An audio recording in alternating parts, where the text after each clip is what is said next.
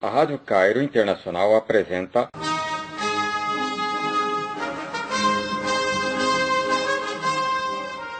a celebração de 100 anos da descoberta da tumba de Tutancâmon.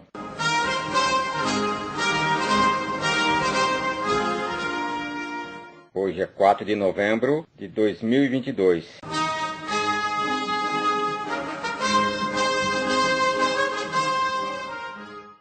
Lá foi em 4 de novembro de 1922.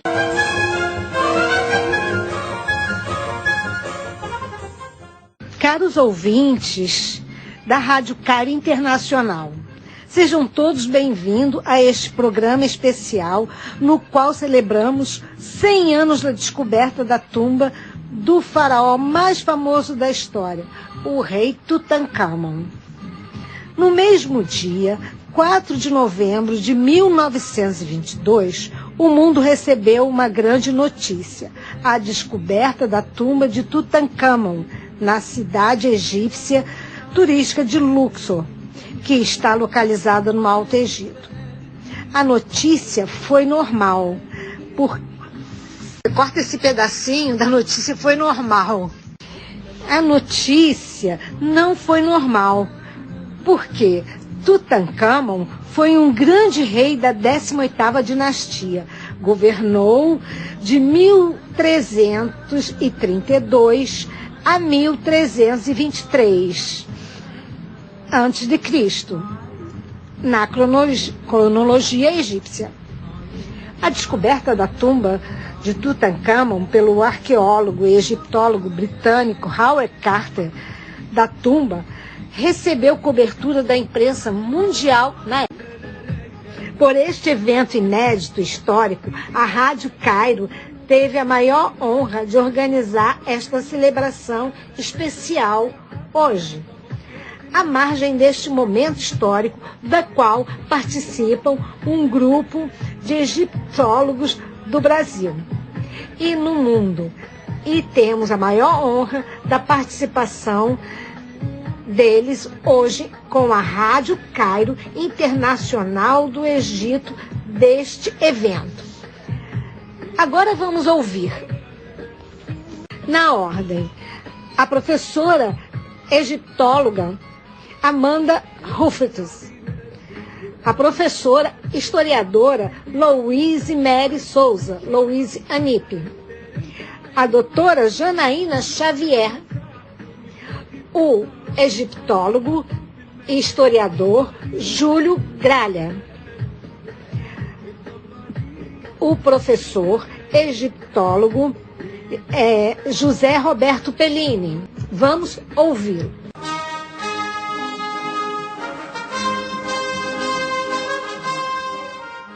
Olá, me chamo Louise, sou historiadora, estudante de egiptologia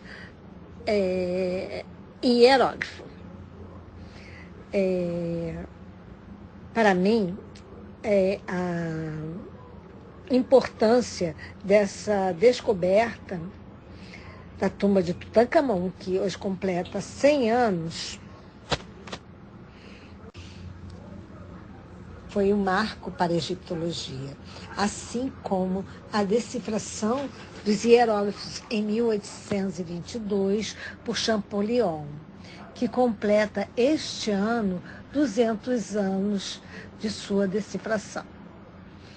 Em 4 de novembro de 1922, o arqueólogo Howard Carter acha a tumba de Tutancâmon, após meses de escavação no Vale dos Reis. A importância dessa descoberta é o seu conteúdo, que mesmo sendo saqueado, que mesmo a tumba ter sido saqueada na antiguidade, ainda tinha muitas peças do enxoval funerário do faraó menino Tutancâmon, que ajuda a contar a sua história. Entre os vários faraós, eu acho que Tutancâmon foi o mais importante porque foi encontrado com várias peças do enxoval funerário, peças bem preservadas, além do que a múmia do rei foi encontrada protegida por uma máscara mortuária feita toda de ouro maciço, que estava dentro de 2 caixões de madeira todo decorado em ouro. Essa é o que eu destaco de mais importante. Então, 100 anos se passam da descoberta da tumba de Tutancâmon. O quanto essa descoberta desencadeou aumento de interesse pelas civilizações do Antigo Egito. Era, na época, um frenesi. Então, 100 anos e ainda tem estudos e curiosidade de toda a comunidade científica. Ainda se pesquisa muito, ainda provoca os cientistas a mais estudos. Agora, principalmente por conta de Nefertiti. Existe uma suspeita que estaria ali no Vale dos Reis, na tumba de Tutancâmon. Será? Agradeço à Rádio Cairo e aos ouvintes pela oportunidade de comentar sobre os 100 anos da descoberta da tumba de Tutancâmon, o faraó menino, o faraó de ouro. E vou ficar aqui na expectativa de depois comentar sobre a descoberta de Nefertiti, que, segundo o arqueólogo Dr. Zahi Hawass, esse ano ainda ele apresentaria novidades. Então, aguardaremos. Um bom dia a todos.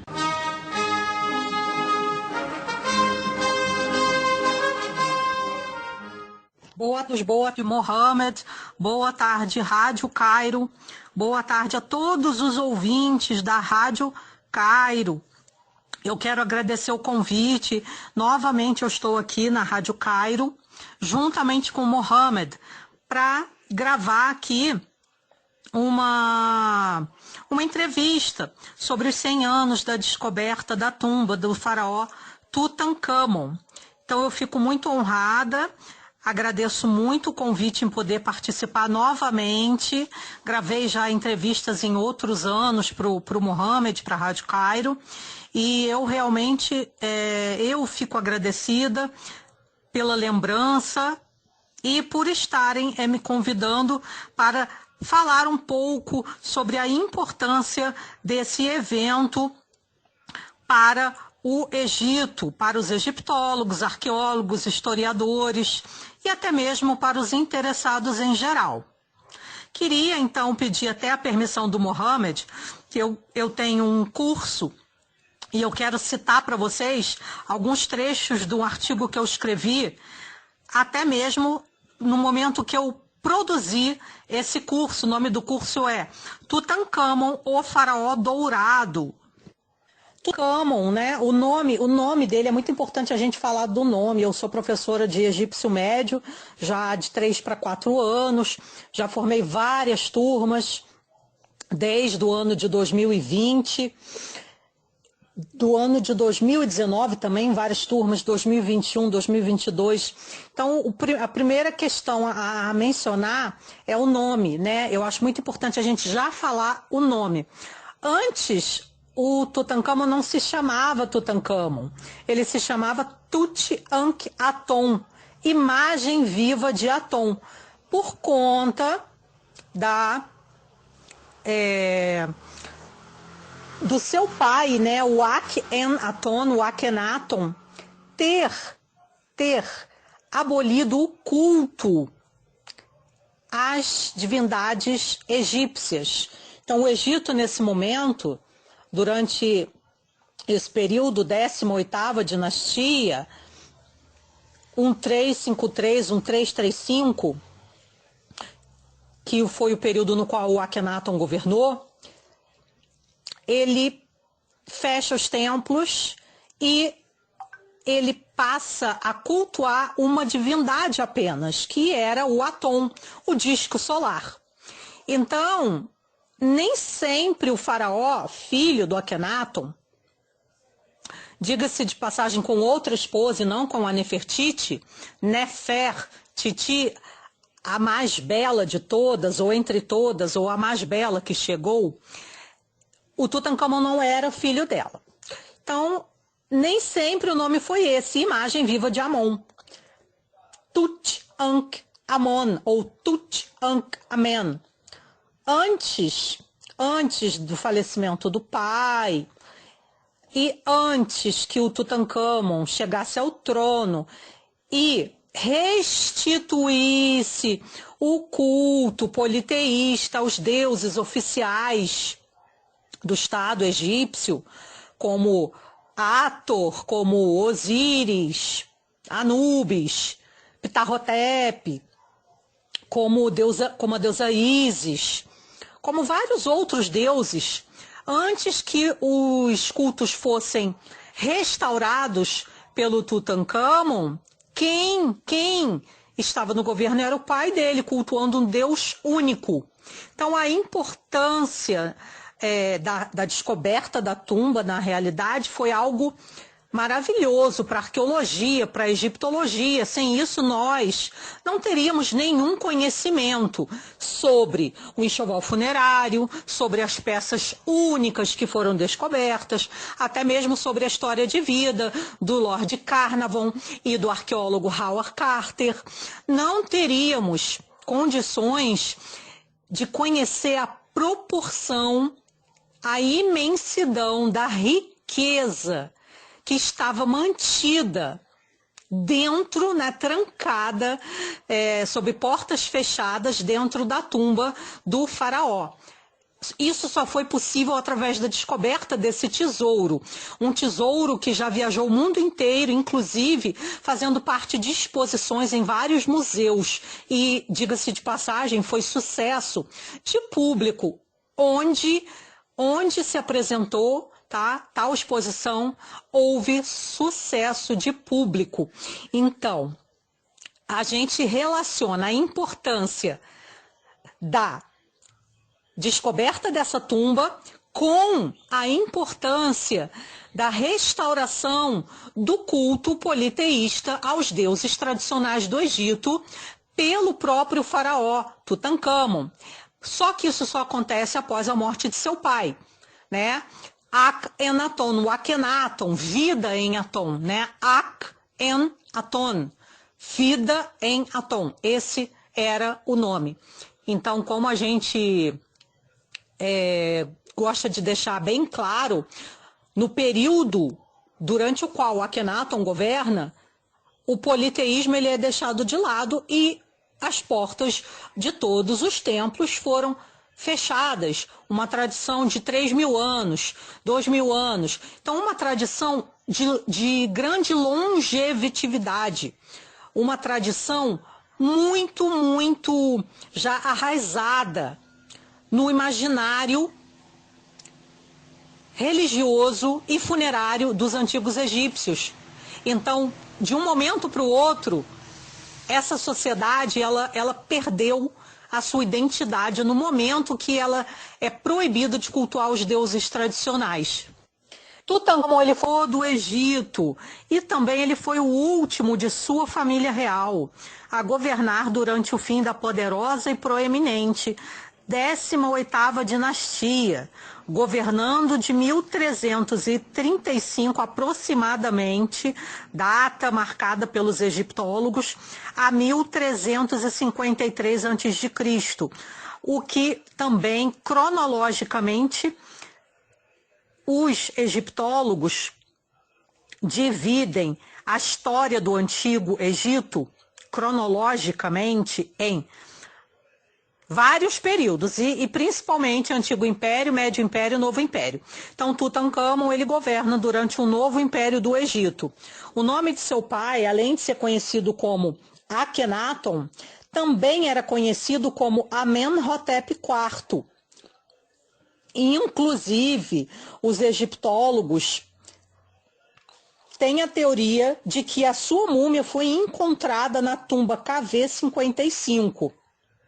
Sobre a sua mãe, a mãe do faraó Tut, afirma o professor Zahi Hawass em sua palestra no Brasil em 2018, os testes de DNA como uma múmia desconhecida que se chamava de Younger Lady, encontrada na tumba KV-35.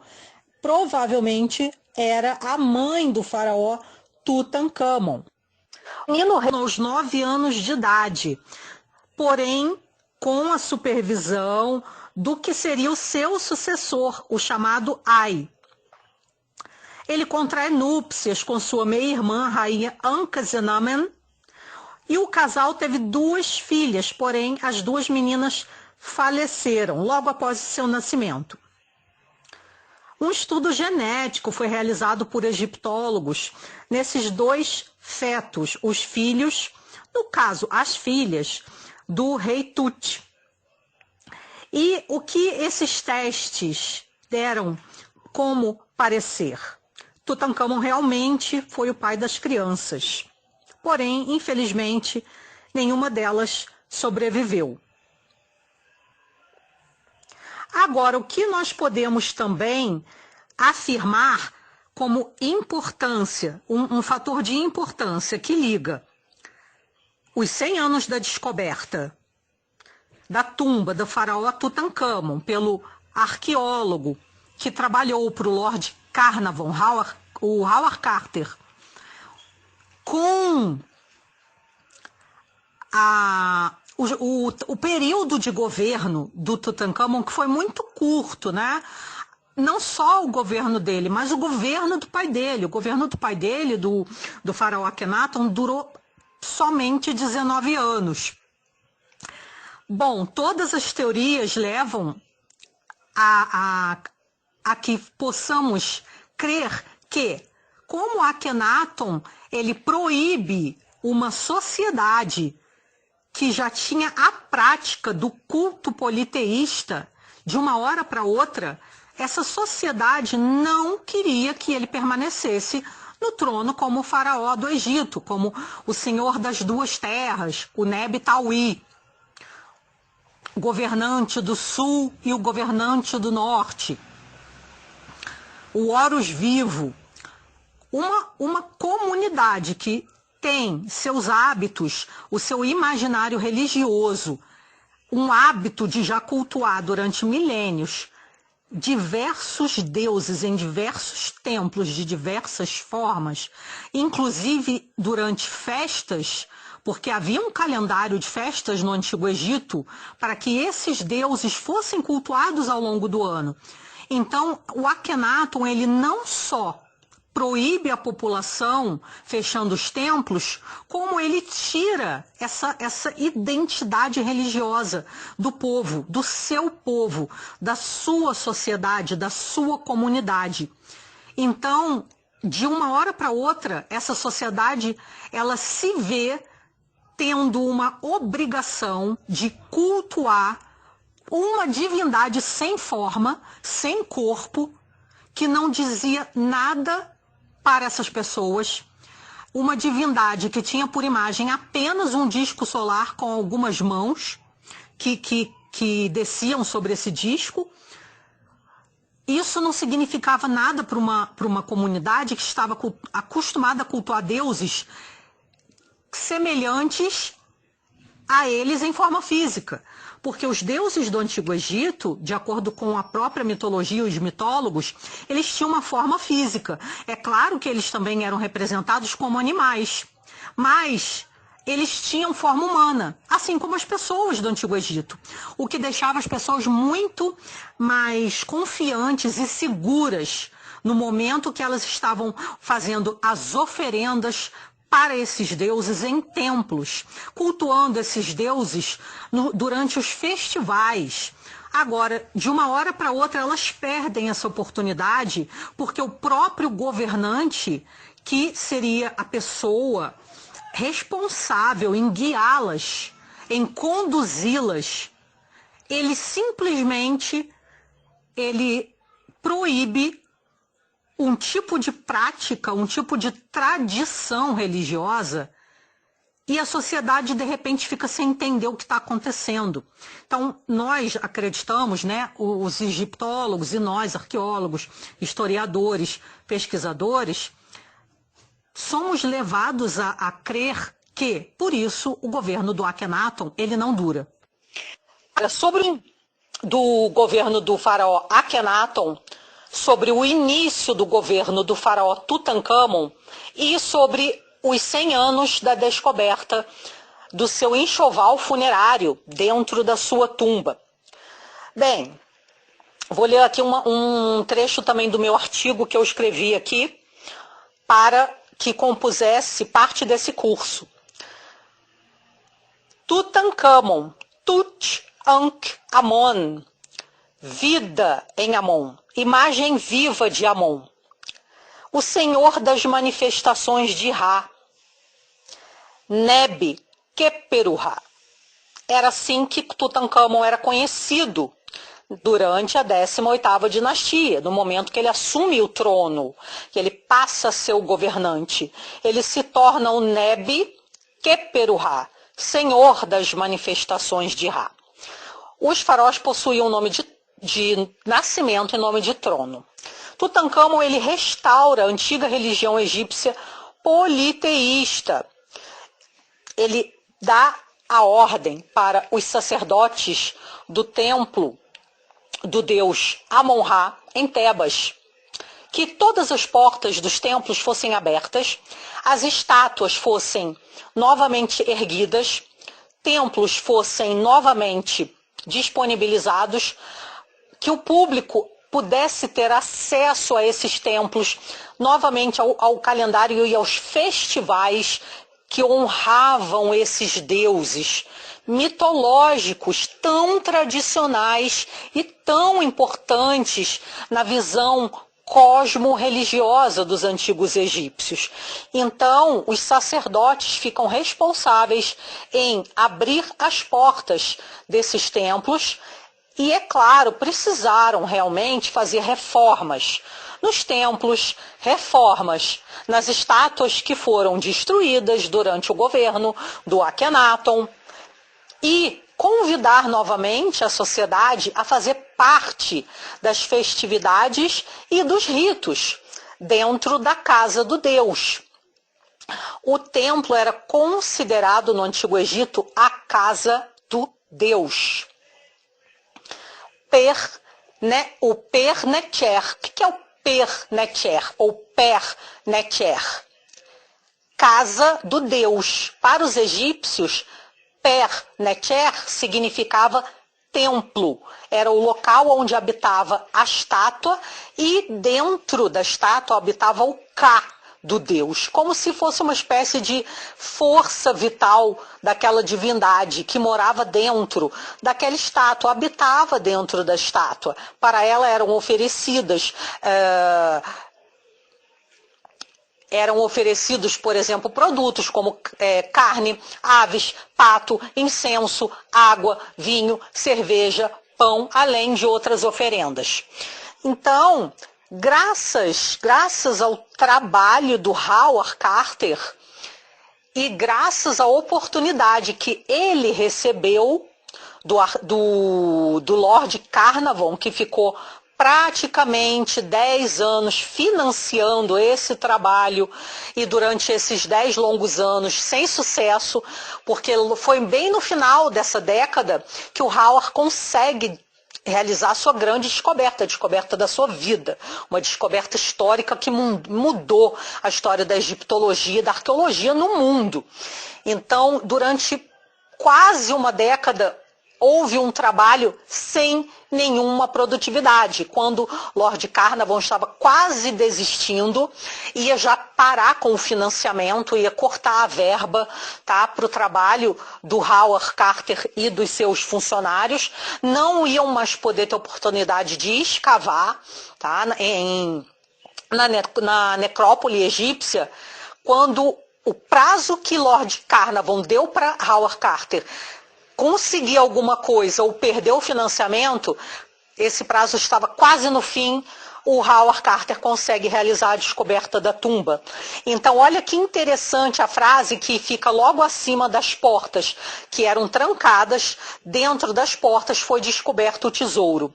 Aqueles que penetrarem nesta tumba sagrada, logo serão visitados pelas asas da morte. A inscrição acima está gravada na porta da câmara funerária do faraó Tutankhamon.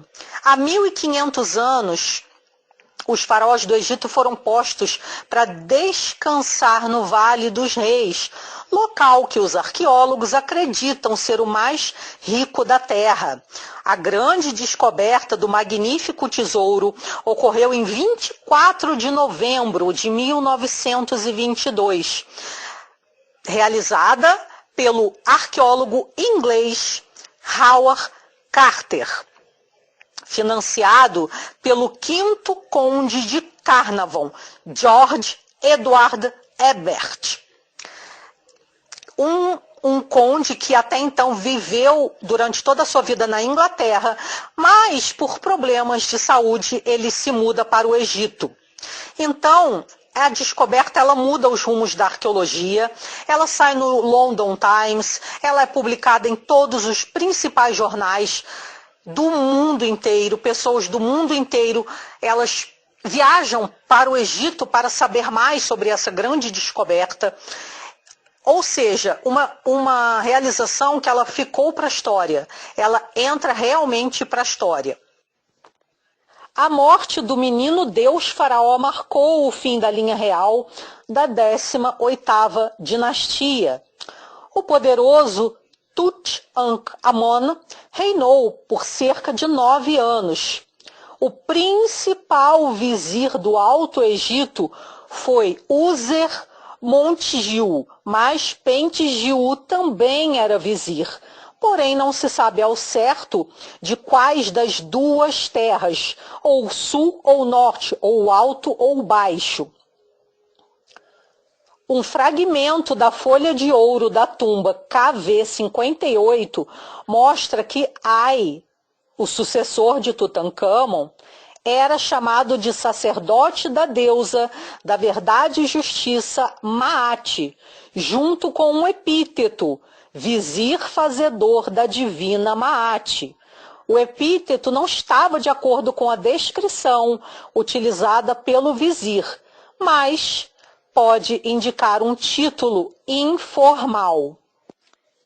Para finalizar aqui a minha entrevista para o Mohamed, da Rádio Cairo, eu gostaria rapidamente de também citar um trecho do meu artigo que fala sobre a estela de restauração do faraó Tutankhamon. Assim está escrito na pedra da estela: os templos dos grandiosos deuses e deusas estavam em ruínas. Seus santuários estavam desertos e cobertos de vegetação. Seus santuários eram inexistentes e suas cortes eram usadas como estradas. Os poderosos deuses viraram as costas para essa terra. Se alguém fizesse uma oração para uma deidade pedindo conselhos, ele nunca responderia.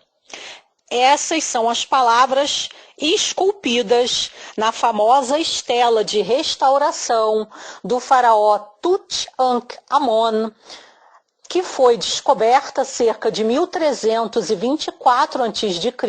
em Karnak. Espero que vocês tenham gostado dessa entrevista. Agradeço mais uma vez à Rádio Cairo e ao Mohamed pelo convite e espero encontrá-los em uma nova oportunidade. Muito obrigada aos ouvintes da Rádio Cairo. E qualquer dúvida, vocês podem entrar em contato comigo.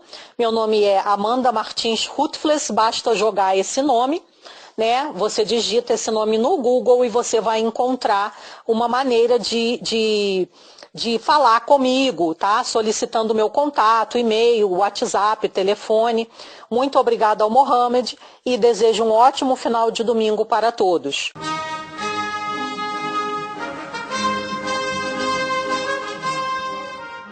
Olá, obrigada pelo convite, é um prazer, é um privilégio participar aqui com vocês deste momento. O meu nome é Janaína Xavier, eu sou museóloga e tenho formação na área de artes visuais, doutorado em artes visuais, mestrado na área de museologia, patrimônio, e também sou conservadora, sou especialista em conservação de artefatos. Trabalho aqui no Brasil, na Universidade Adventista de São Paulo, há 10 anos, como professora, como museóloga, e na conservação de artefatos arqueológicos. Temos aqui um museu de arqueologia, e trabalho, inclusive, com acervos de origem egípcia, alguns acervos originais que foram adquiridos aí no mercado legal no Egito. O Egito é uma das civilizações mais antigas da humanidade e, sem dúvida alguma, compreender a história do mundo, a história do homem, perpassa pelo conhecimento da sociedade egípcia. Então, é muito bom perceber essas iniciativas por parte do Egito atual, do Egito moderno, em preservar a sua cultura, o seu patrimônio, e viabilizar isso por meio dos museus, também dos estudos, das pesquisas que vêm sendo realizadas aí. Então, é um trabalho muito que o Egito está de parabéns por completar 100 anos, tanto da descoberta da tumba quanto da inauguração do Museu Egípcio, preservando aí o seu patrimônio, a sua cultura, se tornando cada vez mais independente e capaz de gerir a sua própria história, a sua cultura, e, a partir disso, apresentar ao mundo a sua visão a respeito de si mesma, da sua identidade. Isso é muito positivo. Os museus, eles são excelentes equipamentos culturais para viabilizar a cultura, o patrimônio, a arte, a história, e, através das suas exposições, das suas ações de preservação, de conservação, eles permitem que a sociedade possa ter acesso a esses bens patrimoniais.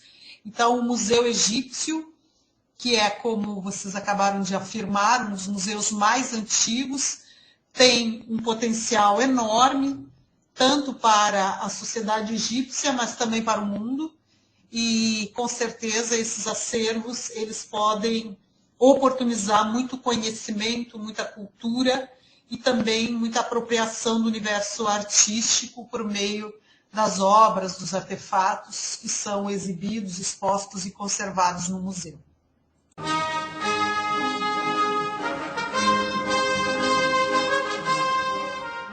Realmente, este ano, né,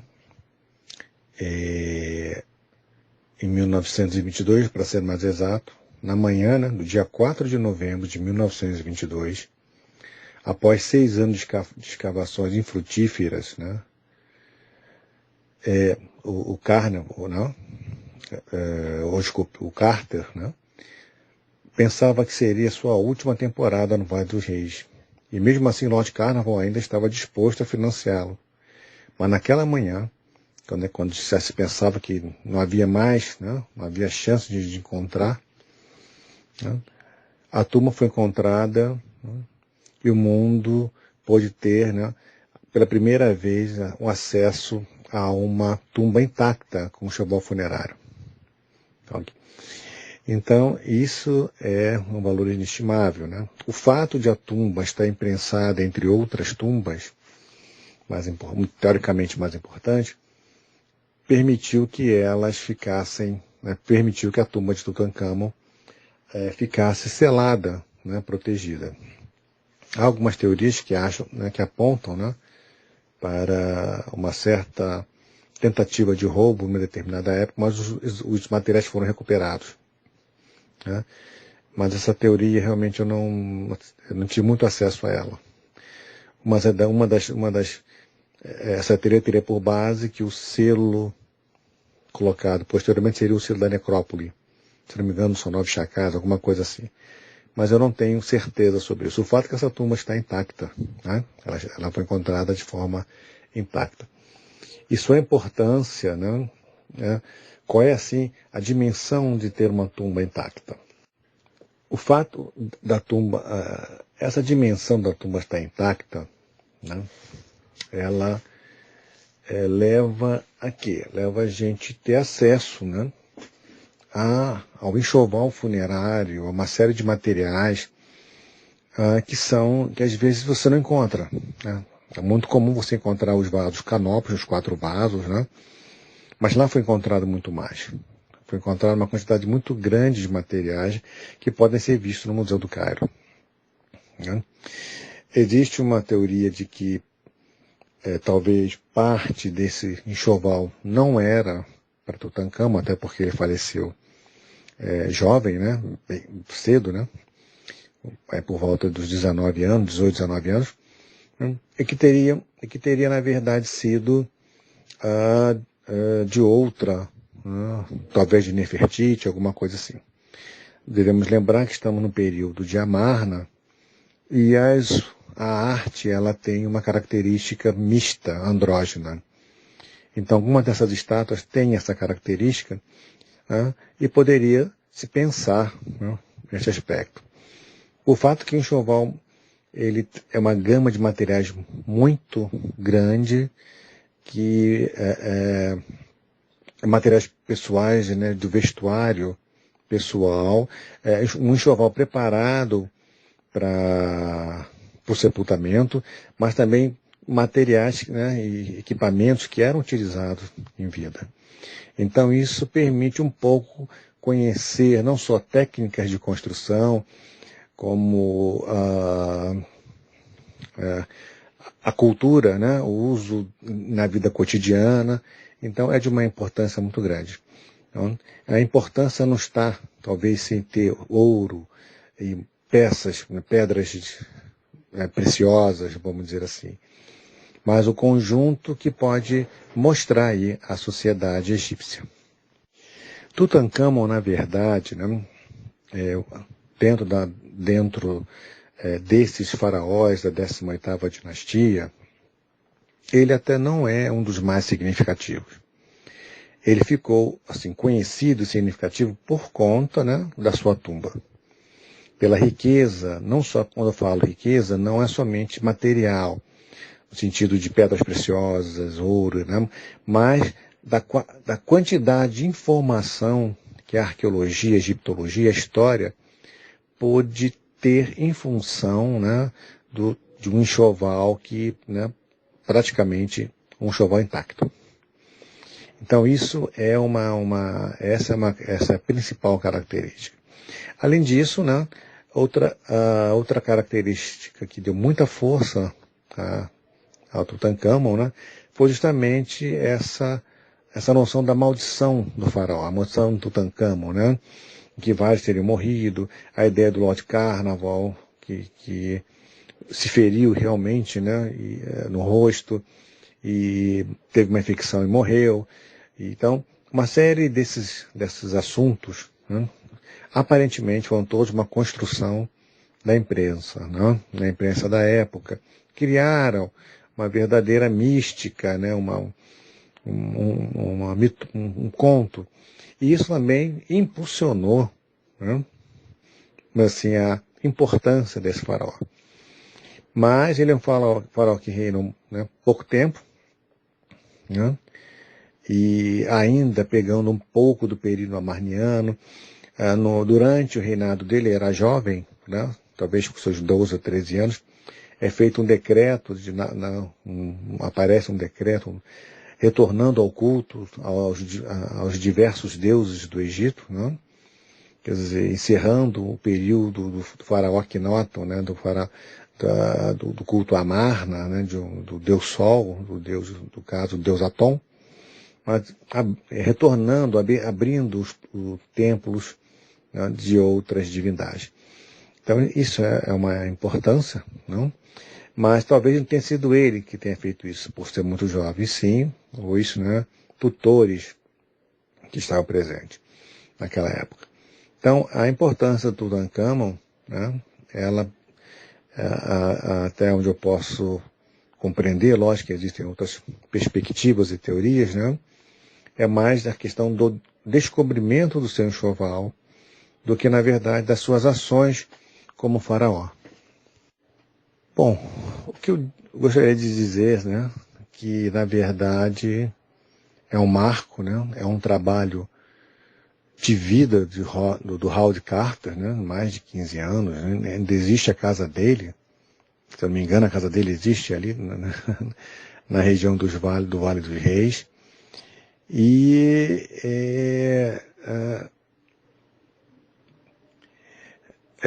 essa descoberta, na verdade, como falei antes, é um grande impacto, tá?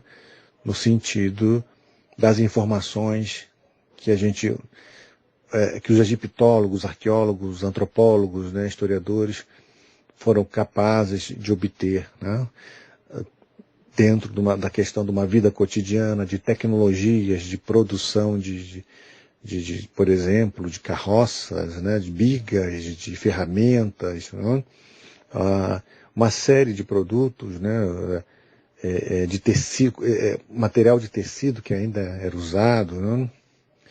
Então todos esses materiais eles são assim de grande importância e estão expostos no Museu do Cairo. Né?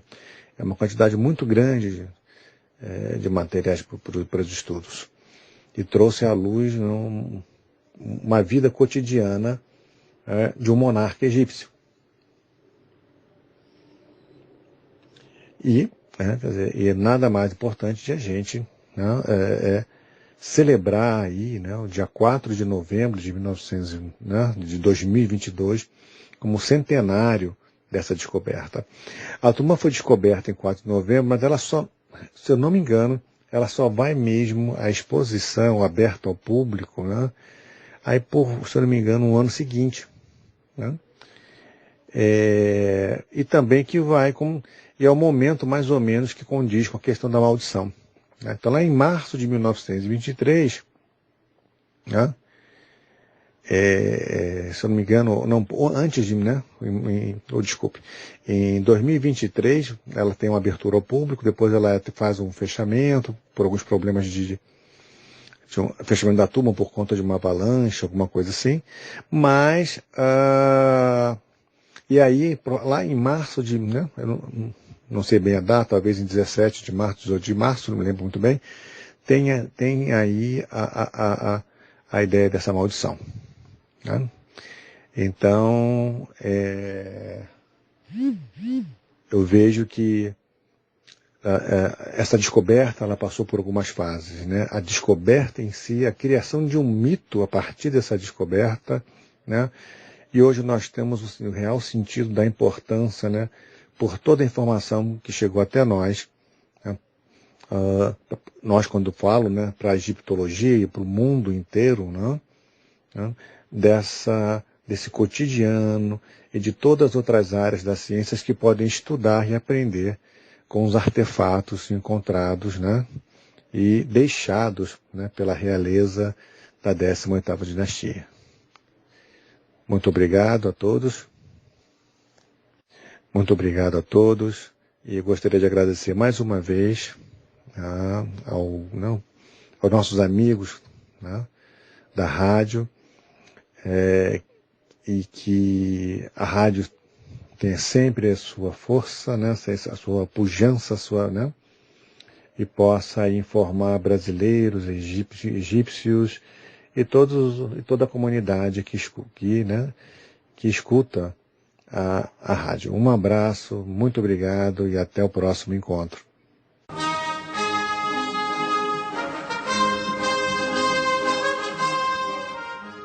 Olá, Mohamed.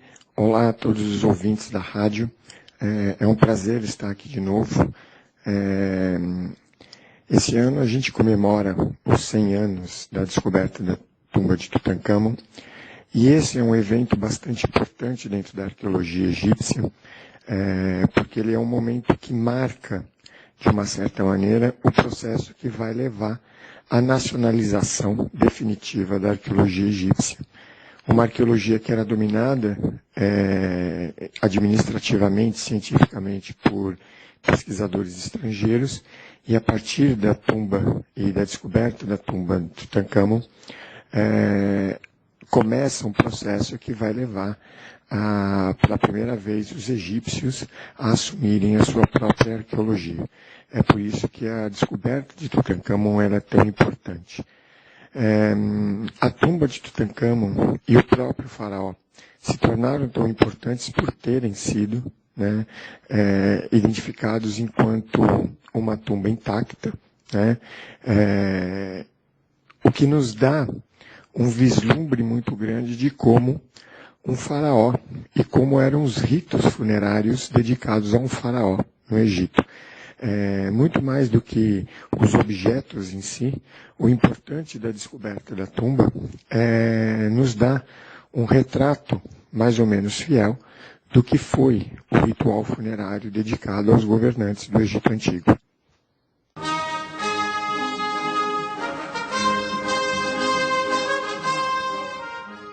Caros ouvintes da Rádio Cário Internacional, assim chegamos ao fim desta celebração que foi organizada pela ocasião dos 100 anos da descoberta da tumba do faraó mais famoso da história, o rei Tutancâmon. Agradecemos muito aos convidados da egiptologia no Brasil e no mundo, a professora Amanda Rufus, a professora Louise Anipe, a professora doutora Janaína Xavier, ao professor Júlio Gralha, ao professor José Roberto Pellini, que estiveram aqui com vocês. Da produção, Mohamed Abdel El Canel. E apresentação de Louise Mary Souza.